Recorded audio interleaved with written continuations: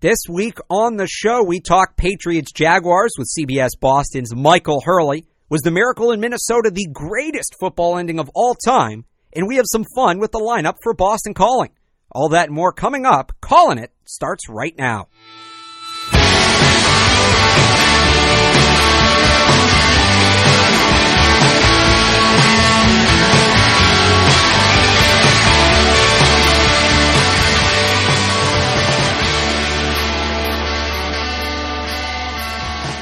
Let me just say, F the snow. It's been 3 weeks we were in studio. We finally have Alex Lebowitz back, flat tires and all. Yep. We needed to do a real show this week. Welcome to the Callin' It podcast, powered by CLNS. I am Alex Barth. He is Alex Lebowitz, and we are on to the AFC Championship game. Boy, it feels good, another victory Monday. It really does. More football in store. Joining us now on the phone, you've read his work and heard him at 98.5 The Sports Hub and 98.5thesportshub.com, is Michael Hurley, noted Jags enthusiast. How's it going, Mike? It's going great. It's a Jags week, so nothing's wrong this week. Second Jags week of the year, one preseason, one postseason. I think this one's a little more exciting, but before we get to that, real quick, just to look back at the Patriots-Titans win, and there's a lot of similarities. They play in the same division between the Titans and the Jaguars, but looking at how the Patriots contained Derrick Henry, how much of that game plan do you see recyclable against Leonard Fournette? Yeah, I'm a big Fournette fan. I think he's been awesome, not all year, but for a large chunk of the year. And I think what he did in Pittsburgh Sunday was pretty impressive, especially considering he busted his ankle in the second quarter, worked through it, still had a 3-touchdown game, 120 yards. So he's definitely a formidable opponent, but at the same time, you look at the Patriots, you look at how their defensive line is responsible, how they control the gaps, how they are just always so well coached and so just large and smart and strong that I don't actually think Fournette is going to come in and have a huge day, just because I've watched the way Belichick has his defensive line play and the way the linebackers fill in. It's just it's not as big of a threat, I think, as it would be against another team like Pittsburgh. And on top of that, you talk about the Titans having a similar game plan. I think Mariota is a much better quarterback than Blake Bortles, and obviously he didn't exactly have a banner night. So I think there's a lot of reason to feel good about the Patriots' defense against the Jaguars' offense. And another player who went off this past week, Tom Brady. It seems like it was his best game the past couple months. Do you think that was him kind of just taking advantage of a mediocre opponent, or do you expect him to kind of carry that over? Is he back on track, in your opinion? Yeah, I mean, he kind of looked like a man possessed, and I don't want to, dive too deep into his mind, but that late season slide seemed a little bit health related, seemed a little bit, personnel related with some of the injuries on the offense, but I don't know, maybe he just wasn't as, crazy into it, because he was great in Pittsburgh, which was basically a playoff game, and, the Jets, the Bills, the Dolphins, games like that, he wasn't really on. So I think once the playoffs kicked back on, we got to see Brady look like Brady again, and I don't know exactly what to expect against the Jaguars, because it is a much better defense. They can man up with Boye and with Ramsey, with, say, Cooks and Hogan, and then, that's an advantage right there. You still have a lot of work to do on defense when you consider Rob Gronkowski, Danny Amendola, Dion Lewis, James White, Rex Burkhead. There's a lot of bodies to cover, but I do think the Jaguars have a much better defense. It's going to be harder, but at the same time, Gronkowski just went up basically in man coverage against the first-team All-Pro safety in Kevin Byard and just took his lunch money all night long. So no matter who you have to go up against him, he's probably going to get him if you don't double him, and then that creates a whole series of problems where Amendola is probably wide open. So I have a great respect for the Jags' passing defense, but I look at the Patriots, and every time I try to, give the edge to the defense, there's just too many dangerous receivers, and it's just crazy, really, to think about it, that without Edelman, they still have so many pieces that can just kill you. But you do mention how good the Jaguars' defense is, and after the Jags won yesterday, the Dan Shaughnessy's of the world, even your coworker Adam Jones, declaring it another tomato can game and that kind of talk. Do you think people are underestimating the Jaguars simply because of the name and because they've been that perennial punchline? Yeah, absolutely. I mean, you look at the two-toned helmets, you look at Doug Marrone at the sideline, you look at Blake Bortles flailing duck deep balls, and you're like, this team is terrible. But no, the defense is legit. I mean, Calais Campbell's at 14.5 sacks. sacks. You go down they were second in the league in sacks. They were second in the league in interceptions. They were first in passing yards allowed. They were first in opponent's passer rating. They were second in yards allowed. They are a legitimate defense. And you look at what they did in Pittsburgh twice. The Patriots went to Pittsburgh and won by 3 points on a Jesse James bobble in the end zone and then a Ben Roethlisberger meltdown. The Jaguars went in there and won 30-9 and then 45-42 in a game that wasn't as close as the 3 points would indicate. So, the team can win with that defense. Miles Jack had the interception yesterday in Pittsburgh, and then they get the strip sack. Ngakwe, don't correct my pronunciation if that's wrong. I think you got it. Yeah, I've been practicing all day long. The strips, those are the types of things where, the Patriots are better, and if the Patriots play their best, they'll beat the Jaguars.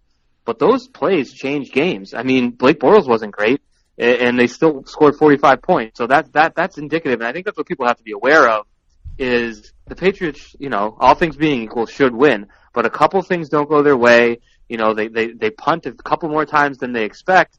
All of a sudden, it could be 13-10 in the fourth quarter, and anything can happen then. So that's what I think you got to be aware of going into the AFC title game. And we're talking to Michael Hurley of 98.5 The Sports Hub. Michael, it seems like in games like this, conference championship games, the Pats always seem to pull tricks out of their sleeves. There's one player who we don't really hear from or see a lot of during the regular season that kind of goes off. Is there someone that you're looking at that might make an impact for the Patriots that we wouldn't really expect? Well, I'll tell you what. As much as I respect the Jaguars, and I think their defense is legitimate, I think you're going to see an interception from Devin McCourty or Duron Harmon if Bortles decides to launch that ugly deep ball again. So that's not to say that McCourty and Harmon are unheralded or anything like that, but I think that's the type of game-changing play that the Patriots can answer, whereas the Steelers didn't intercept any of Bortles' 3 deep balls, and one of them actually got completed down at the goal line. I think it was Jacksonville's last touchdown drive, or maybe the field goal drive, whatever it was. But that's something that I would expect. Offensively, it's hard to pinpoint someone that maybe hasn't shown. The only guy who hasn't really exploded has been Dwayne Allen, and I wouldn't. I'm not going to go and say it's a Dwayne Allen week coming up. So. No, but I think it wouldn't be surprising to see Cooks almost shut down because, Ramsey and Boye, whoever gets them, they're so good, they're so physical, and Cooks isn't really a big body, physical type receiver. Maybe we'll get to see Kenny Britt. He is big, he is strong, he is fast. Maybe he matches up well against, whether it be their third corner or whoever it might be. Maybe he comes through, he's not going to go off, but maybe he'll have 3 catches for 40 yards or something and, keep some drives moving. So going back, obviously, it's been told to death. If you haven't heard yet and you're listening, this is the 7th straight appearance in the AFC Championship game for the New England Patriots. And going back chronologically here, from the start to now, their opponents have been the Ravens twice, the Broncos, the Colts, the Broncos, the Steelers, and now the Jaguars. Is this the most unique team they have faced in the AFC Championship game in that stretch?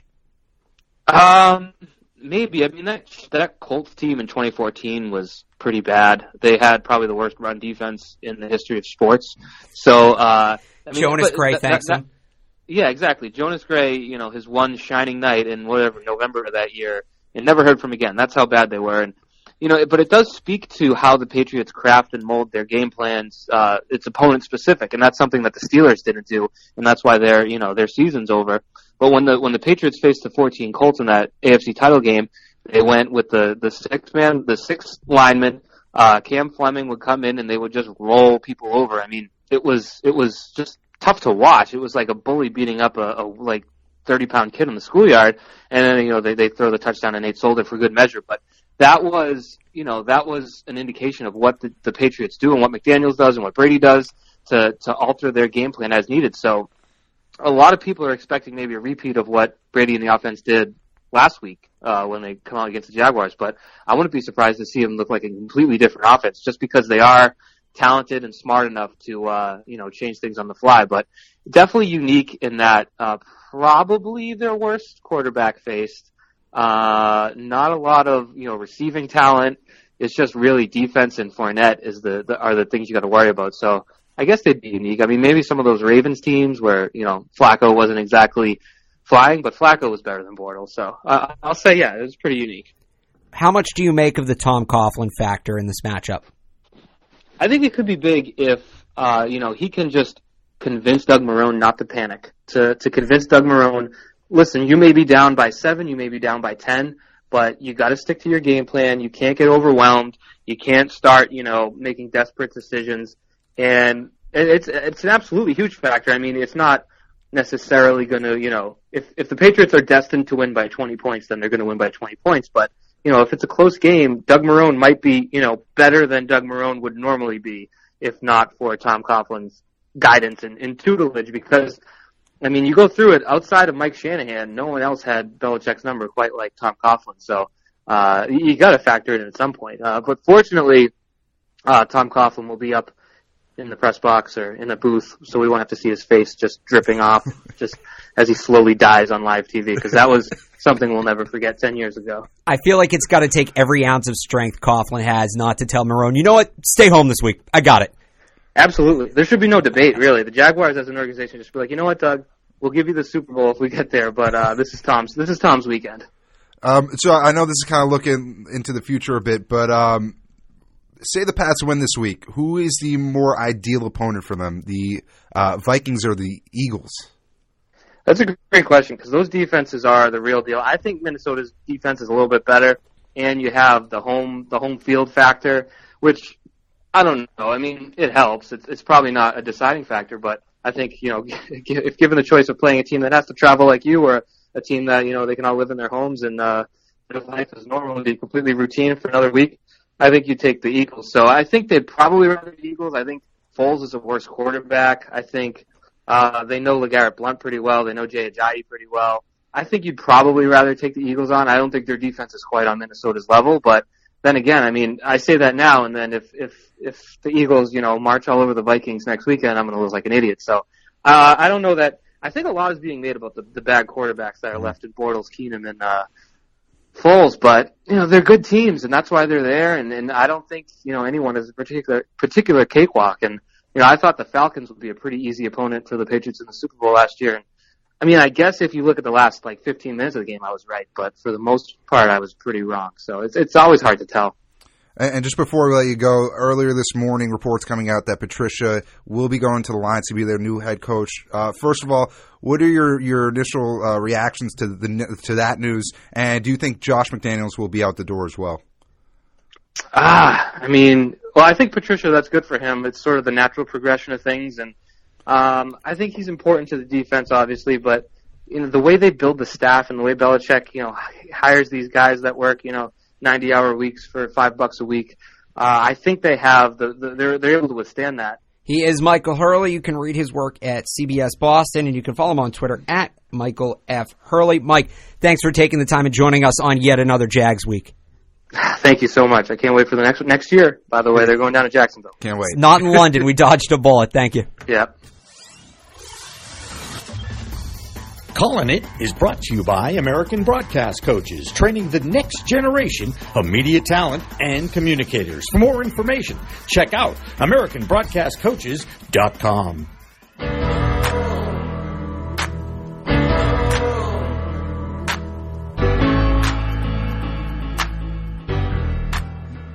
Thanks to Mike for coming on and joining us on the Callin' It podcast, powered by CLNS.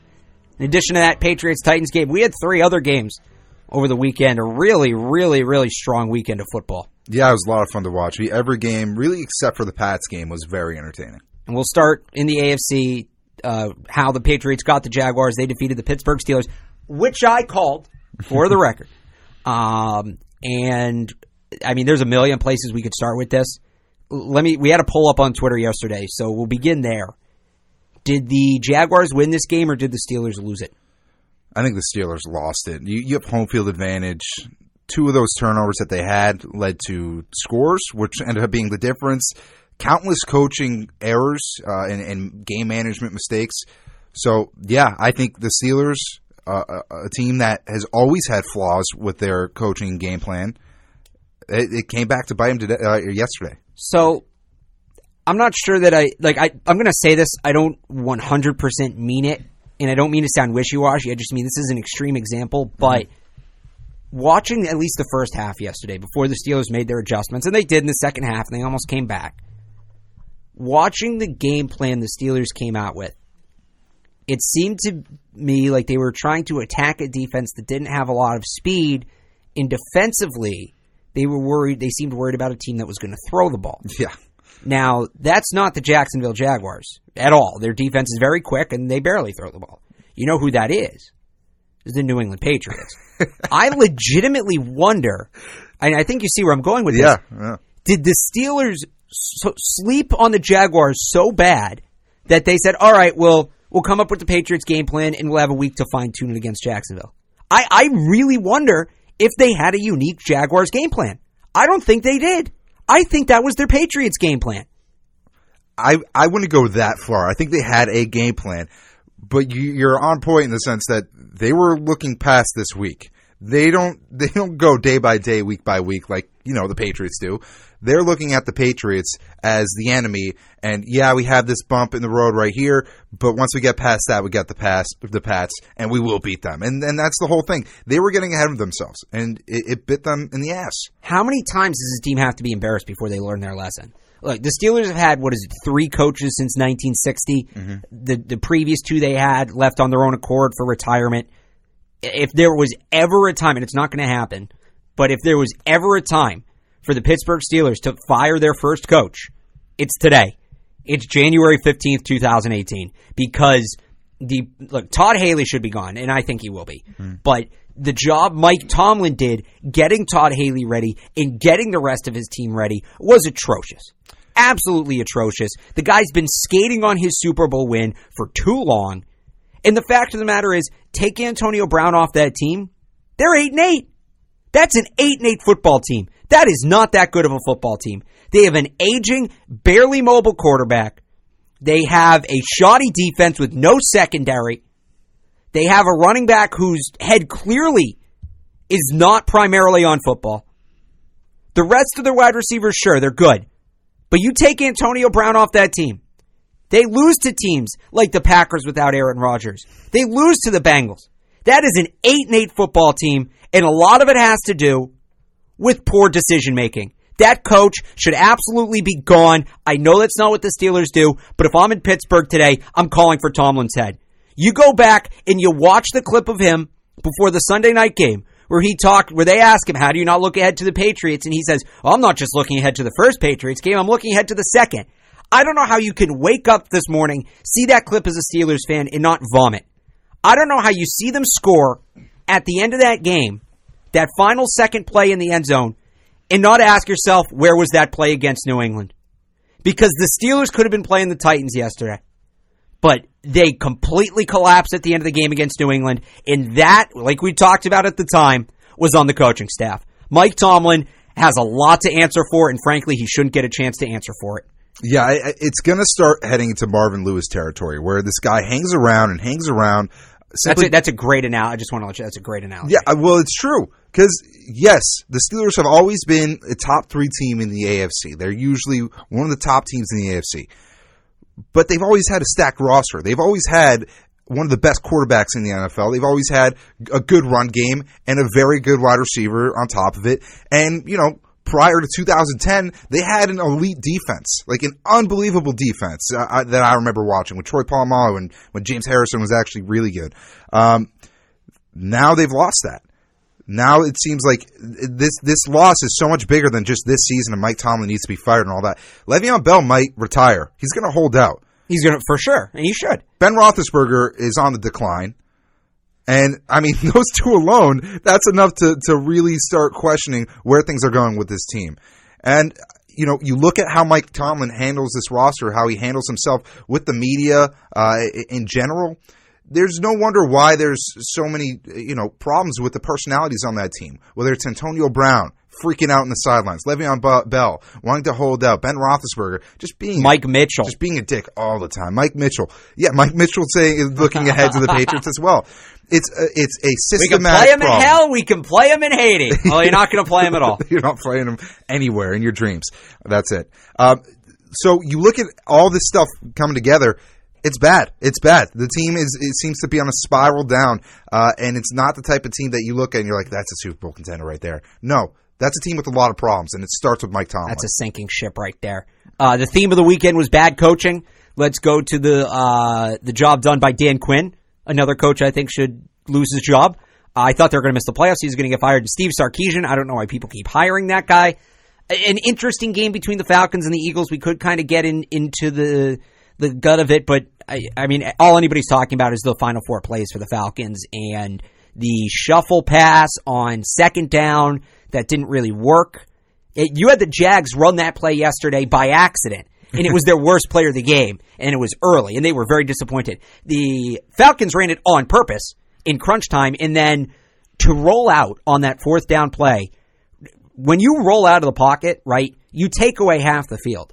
They lined a fullback up out wide to the left, which only magnifies that. He ended up getting open, one-on-one with a corner, which is outstanding, but that side of the field's gone. Matt Ryan's not looking there. He completely telegraphed Julio Jones. If that's the play you're going to let your season ride on, I'd hate to see the play that was second to that. That was just poor play calling. Yeah, and you see that a lot. Just teams, when they need to make a play, you should have a play that you know is going to work 95% of the time. They clearly didn't. Right, if that's the 95% play, what's the 91% play? Yeah, honestly. But you do have to give the Eagles credit. That defense played phenomenal. And obviously, the Falcons do a good job of shooting themselves in the foot.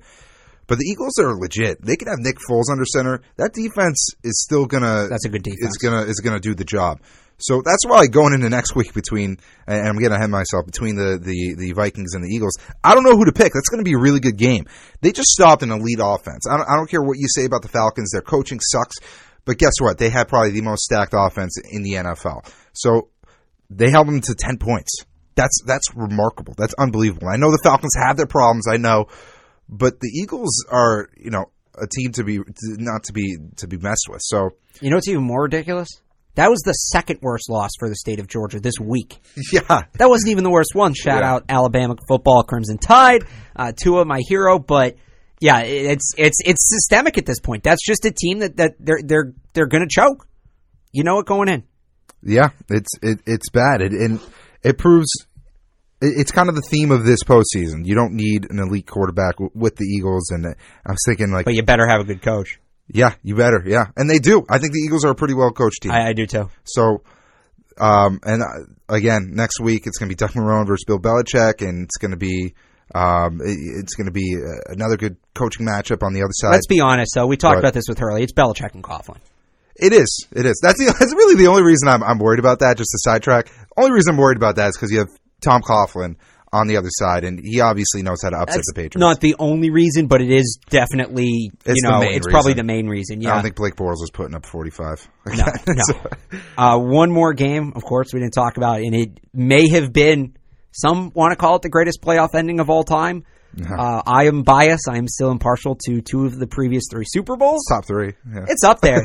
The Miracle in Minnesota, as they're calling it. By the way, Paul Allen, outstanding play-by-play voice for the Vikings. Love his work. And he had a great call yesterday. It's up on ESPN if you haven't seen it. My question is for Marcus Williams. What exactly? Go back and watch the play. You can pause the show here. All right, you're back. Good. Okay. What was his end game in the way he attacked that ball? Based on the way he moved and the timing, his best case scenario was pass interference and the Vikings get a chance at a field goal to win the game. Best case scenario. Worst case scenario, Stephon Diggs was going to jump over him, exactly what happened. And then on top of that, how did the Saints have nobody? And I think it was supposed to be Marcus Williams. I don't even think he was supposed to be there, because in that situation, you take your best tackling defensive back and you stick him back on the goal line. So if that exact situation happens, you at the very least force him out of bounds, and again, field goal. Yeah, I think with the logic with that play, he completely whiffed, but I think he just wanted to keep him in bounds. I think he wanted to keep the clock rolling. But then why did he duck under? Because he wanted to get under him. He wanted to get under his legs and have him fall. But he was a solid 5-6 feet in bounds. You can just let him land and wrap him up. I think he was closer to the sidelines than that. I think he was right up on the sidelines. Maybe I'm misremembering. There was enough space for Marcus Williams to he wasn't going to land out of bounds is my point. He had to land with his feet in bounds. You could essentially let him catch the ball and then just catch him and just hold him till the clock runs out. And that would have been ideal. But what he did was dumb. It was just a bad football play. You're the last line of defense. You got to make sure that guy doesn't get by you. He did because it was just a poor tackle or a poor tackle attempt. But I think his logic was we need to keep this guy in bounds. We keep him in bounds and we win the game, potentially. So he went for it, and it's one of the biggest defensive blunders I've ever seen in the playoffs. So I don't want to pile on, but it was a horrible play. I somewhat understand the logic, but if you're in that situation, just get the guy down. I do not understand. I kind of understand. I understand, yes, you want to keep the guy in bounds, you want to end the game. I don't understand doing what he did with his body, how that leads to accomplishing making a tackle in bounds. I understand letting him catch it. But that's not what Marcus Williams did. If you let him catch it, almost. Right, but if you let him catch it, don't even touch him. Just stand there and get in position for the tackle when he lands. If you know you're going to let him catch it, don't make a move before he's caught the ball. Marcus Williams moved before the ball was at its apex. Yeah. Like, he timed it, so if he does the move he made a half a second later, it makes all the sense in the world because Diggs has already caught the ball, and then you can legally hit him and you tackle him and the game's over. It's not necessarily the way he moved. His timing was also so off. Yeah, he was way too early on it. It was horrible. I mean, it's a terrible defensive blunder. I'm happy for Minnesota Vikings fans. Yeah. It's fun to see. It's great to see that team there. I'm also upset that Drew Brees isn't in the NFC Championship and we're stuck with Casey Keenum. But it is what it is. It was a horrible mistake. Still unbelievable ending. What was it? The last 4 possessions they all scored on. Yeah, and it was. I mean, you knew with a minute and a half left there was too much time. Who knew with 30 seconds left there was too much time? I will say this: you talk about the fans of Minnesota.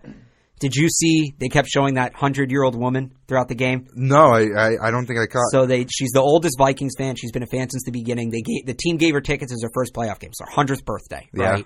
Frail old lady. And they were showing her constantly to the point it got annoying. Yeah. And then they didn't show her after that play. There's no way her little old heart handled that. No, she died. There's no way. Yeah, there's a reason they didn't show her. But anyway, excellent weekend of football. Hopefully we're in for some more of that. On the other side, I don't know, while we were gone, the lineup for Boston Calling came out very top-heavy. The bottom, we'll discuss that after this. You're listening to Calling It, powered by CLNS. Calling It is brought to you by American Broadcast Coaches, training the next generation of media talent and communicators. For more information, check out AmericanBroadcastCoaches.com.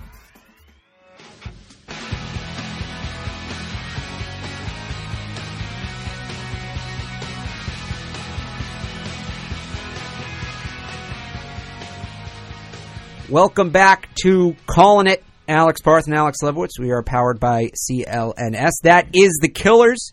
They will be playing Boston Calling at the end of May. Great lineup.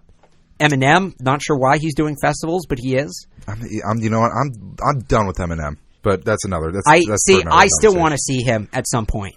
I do. That song "Walk on Water" wasn't a fan. But the thing about a festival is he'll do his old stuff. He better. I hate when you go see old bands, like you see like. Right. I don't know, someone from the 80s, and then they're like, this is from our new album. It's like, no one cares. See, festivals, I feel like they do more old stuff. And, I mean, there's like Tyler, the Creator's going to be there, too. That'll be good. Paramore. But, you know, I am hoping to go, but in seeing all of that, there's going to be some lesser bands that are there, too. And I feel old. I looked at the lineups. I didn't recognize 90% of those groups. Yeah. And so I looked at it 2 weeks ago, and I instantly stopped because it's time to play our favorite game, Alternative Rock Band or Firework. So if you listen to the show, we did this for the 4th of July. If you don't know, fireworks have really bizarre names. My favorite one from last time we did it was Evil Edna's Horde Toilet. So our intern Tim is in studio. Hello, Tim. Hello. He's off from school for Martin Luther King Day, so we were able to snatch him, get him on his day off. He came up with a list of weird firework names and some of the bands from Boston Calling. He's going to read a name. Lebowitz, we'll let you go first. And whoever, you got to guess. Firework or band. Okay, you got it. And we'll see. I really did not need to. Shouldn't have taken that long to explain. Just a little disclaimer. I'm not well versed on fireworks or new bands. Neither am I. That's why this is just to prove how out of touch we are. All right.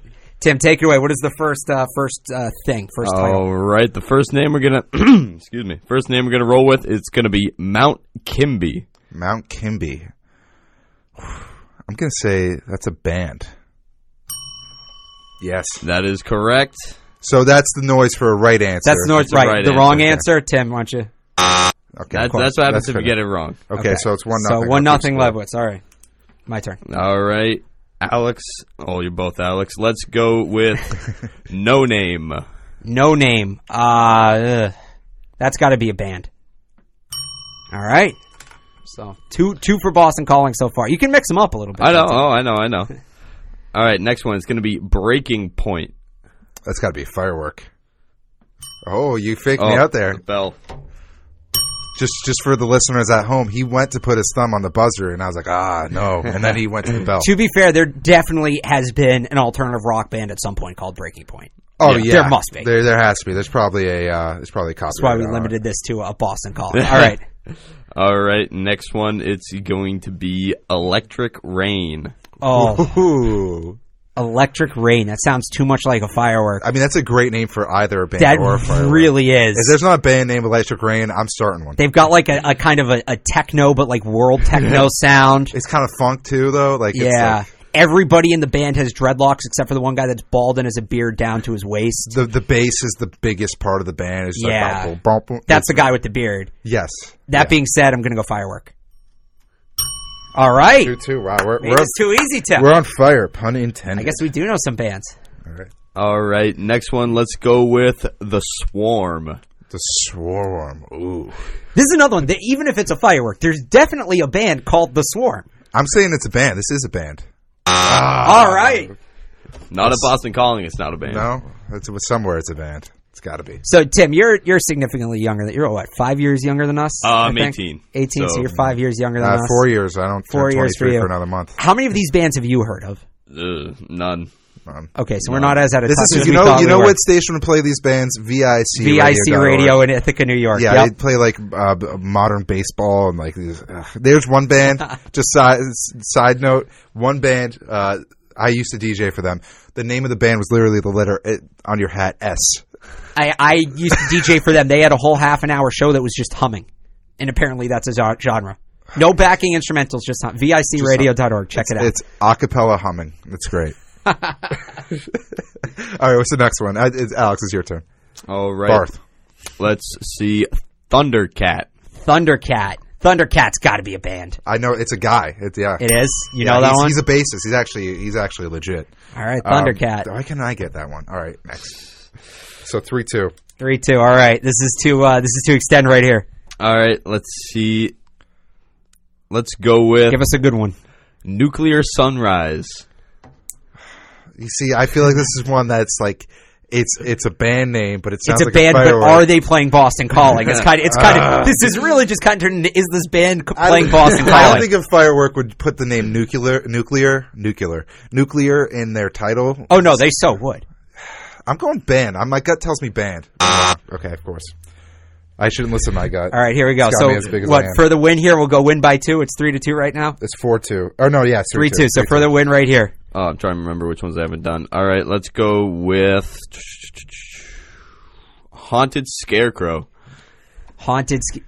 It's easy. Have you heard of this? I Is haven't this heard of actually a this, thing? but I know what it is. There. Okay. If it's not what I think it is, then I don't think Haunted Scarecrow would be a firework because a scarecrow is something that's very flammable. I'm gonna go band. Oh, It's a firework. all right, to tie it up. Halloween firework to tie it up here. Oh, geez. Let's go. All right. Next one's going to be Stormzy. Stormzy. That sounds like an act that's playing SNL. Stormzy. I went with my gut last time. It's Halsey's cousin. Yeah, that's what I was thinking. I'm trying to like map it out. Like, how many have we had that or this? I mean, Stormzy. I'm going to say it's a band. Tie game. Tie game. All right, so is it 3-all? 3-all. All right, so we'll make it a best. But you're the home team, so you go. I went first. Oh, Jesus. I was going to offer this being a hands up round, but How about this is for the win? this is for the win. All right, for me only. For you, and then You'll have a chance to steal. I'll have a chance to Well, see. That's But that's still unfair. No, you for the win, and if not, then we'll do a hands up round. Okay, this is for the win. All right, we're going to go with talk. Money on the line. Money on the line. I'm going to go band. Give it to me, yeah! 4-3. Talk's way too calm to be a firework. I think you won last time, though. I think I did. So we're 1-1. I think that might have been Take Jeopardy, though. No, I won Take Jeopardy. Yeah, we got to Take Jeopardy again. That was rigged. I'm pretty sure you won. I'll have to go back and check 4th of July last year. So we need a rubber match. What's next? I guess 4th of July. Yeah. Tune into our 4th of July episode for the rubber match of Firework versus Band. Once pitchers and catchers report, maybe we can do like a minor league baseball team or Firework. Ooh. Or maybe what we should have done is after the Kyrie trade when the Celtics actually gave us some fireworks. I would have been. You see what I did there? All right. I like that. Speaking of the Celtics, obviously we didn't talk much Celtics and Bruins because they were really off all week. They both had their bye weeks. The Celtics had their game in London. How many times do you see a team down by 20 and then win by 20? With the Celtics, a lot. Really? We'll talk about them more next week. Obviously, Super Bowl discussion. Hopefully not Patriot postmortems, but maybe we'll be recapping the Patriots season. And a lot more good stuff, as always. You can check us out on Twitter at Callin' It Podcast. You can share the show along, share the link on the CLNS Media website, clnsmedia.com, or on their Twitter at CLNS Media. We will talk to you next week. Until then, he's Alex Lebowitz. I'm Alex Barth. This has been Callin' It. Enjoy the AFC Championship game, everybody.